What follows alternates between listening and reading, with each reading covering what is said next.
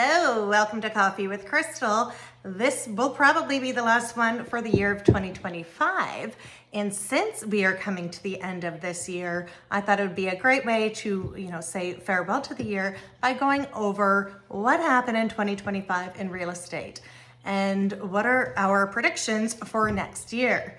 So the general long and short of it is, if you've been following real estate, if you were listing or buying, you would know that it wasn't a great year. It was very choppy.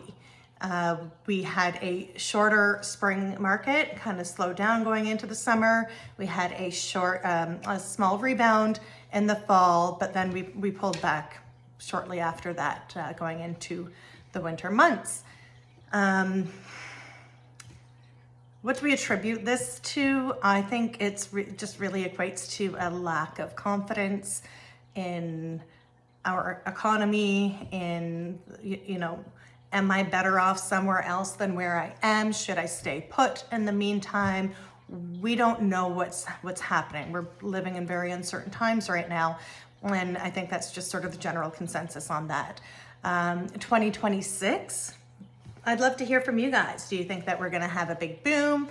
Something big is going to happen and real estate will perk right back up? Do you think we're going to have more of the same, or do you think that it's going to actually decline a little bit less? I hope not.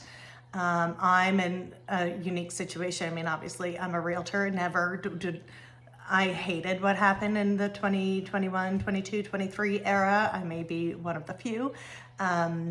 But the reality is a lot of people purchased, even if they sold and purchased, so they had the money, but they purchased and their house isn't worth that now. So if they do have to sell, they're in a really bad situation, and I feel for that. On the other hand, I have buyer clients that I care about. I have children that I want to be able to get into the market at some point, so I want housing prices to be lower. So maybe we just find that happy medium, and maybe that's exactly what 2025 is all about, finding that balance, that breathing year.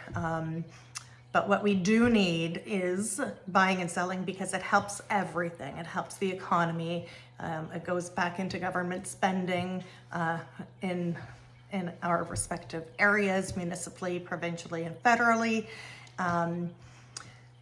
This time last year, I was very optimistic. I thought some big changes were on the horizon and it would really increase consumer confidence. That didn't end up happening.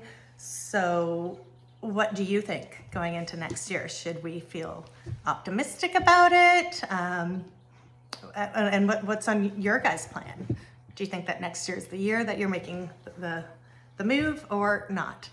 Anyhow, please write that in the comments. If there's any new material you want me to talk about kicking off 2026, I'd love to hear it. And have an phenomenal holiday season. I hope that you have lots of cheer and family and friends to surround you with. And till then, thank you for tuning in.